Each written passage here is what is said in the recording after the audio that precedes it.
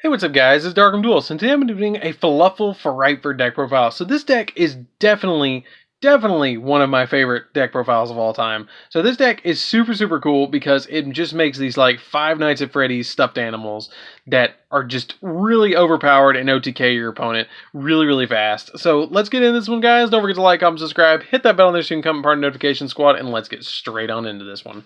So first off, we're going to be playing 3 copies of Fluffal Dog. Basically, this is the Stratos of the deck. Fluffal Dog lets us add a Edgem Sabers from our deck to our hand, or a copy of a Fluffal monster from our deck to our hand, which is extremely powerful to be able to just get us pluses for days with this card, to be able to do all sorts of crazy combos in this deck, which this card is just so good. Then we play 2 copies of Fluffal Penguin. Fluffal Penguin's effect is that during your main phase, you can special summon another Fluffal monster from your hand. And this card cannot, you can only use this card's effect once while it's face up on the field.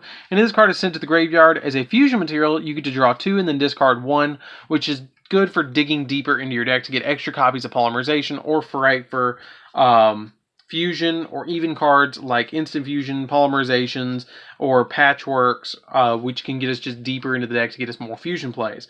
Then, something that I do that not a lot of people do is I play 3 copies of Fluffal Bear. A lot of people keep telling me that this card clogs at 3, and I don't feel like it does. I feel like I want to get that Fluffal Bear to be able to OTK my opponent as quickly as possible, to get to my Toy Vendor, to get my other searches off, to like Fluffal Wing and stuff like that. So this card just increases the consistency of the deck, and I also really like the effect that you contribute it to target Polymerization in your grave and add it back to your hand.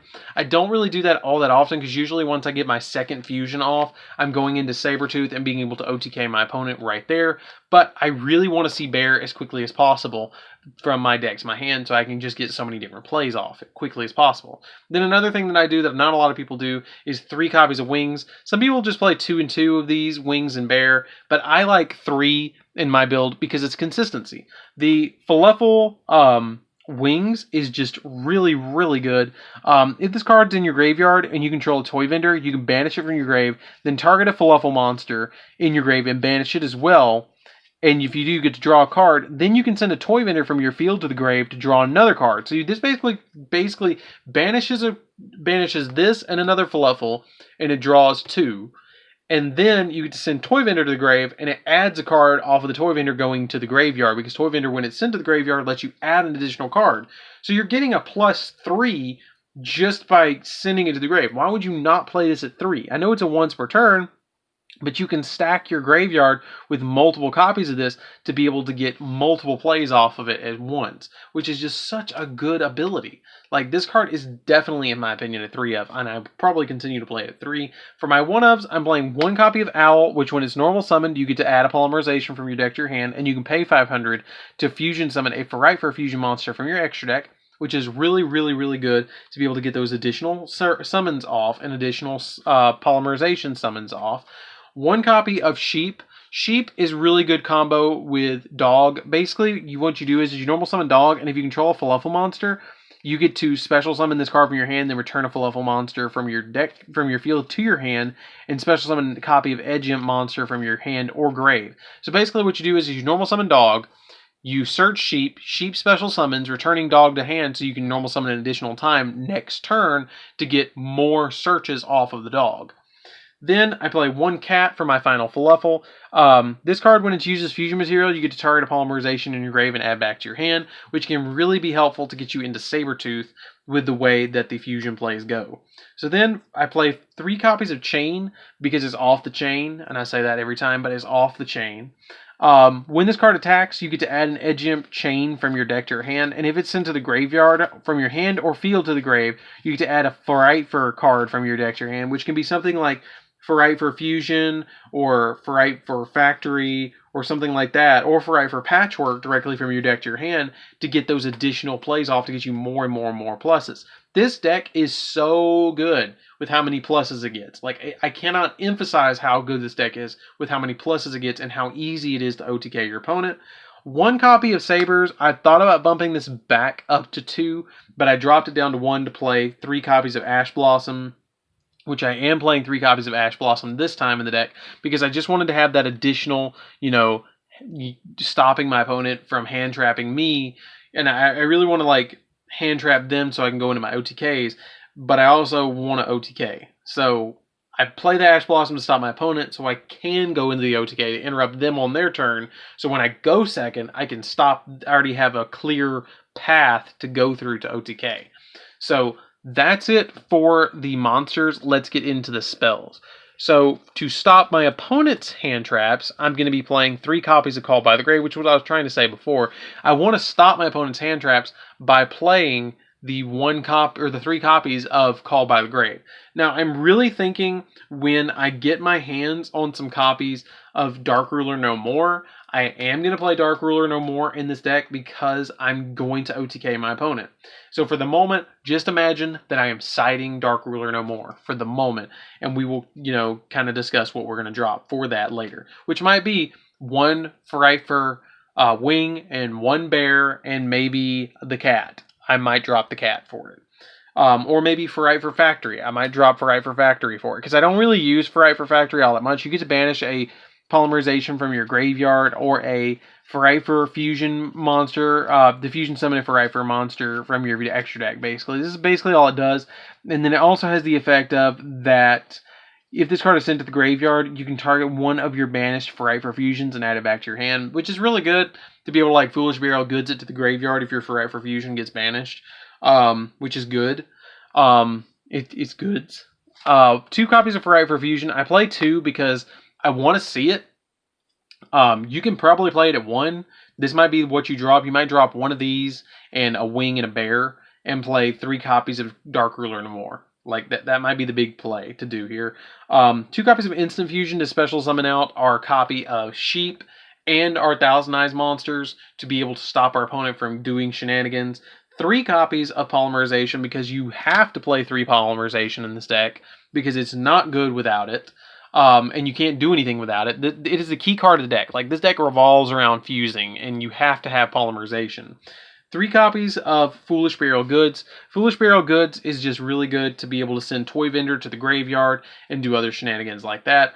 I have thought, and this is a big if, I have thought about dropping this for Super Poly, but I don't know yet because I don't know how I want to go around Super Poly in this deck. It's a little bit weird because all I could go into is Mud Dragon. And if I have like an Edgeimp Chain or Sabers on the field, I could go for Starving Venom Fusion Dragon if I'm playing against a dark-based deck. Or if they have something that's a Link monster that's dark-based. But there's another card that I thought about playing in the extra deck, which was the Dinosaur Link monster that changes attributes of stuff. The Reproductosaurus or something like that. I thought about playing that as a 1-of in the extra deck to combo with Super Poly because it can change attributes, to my knowledge. And I really thought about playing it as a 3-of with Starving Venom because this one. I was thinking about playing this as a 1-of with 3 Super Polys to be able to go into Starving Venom Fusion Dragon, but I felt like that was a lot just to go for Starving Venom Fusion Dragon, so I didn't play it. And I felt like it would ruin the synergy of the whole deck. So I actually didn't even play Super Poly in this deck, which is a little weird. But I'm playing 3 copies of Patchwork, which adds an Edgeimp monster and 1 Polymerization from our deck to our hand, which is really good. This is literally a +1 card just by activating it. And then 3 copies of Toy Vendor for the last 3 cards in the main deck. Toy Vendor, you get to discard a card, then draw it, show it to your opponent. If it's a Fluffal, you get to special summon it. If not, it goes to the graveyard. And then if this card is sent to the graveyard, you can add an Edgeimp Sabers or a Fluffal monster from your deck to your hand, which is really good to be able to do this, the Foolish Burial Goods with, to send it to grave to get additional adds off of it, which is cool.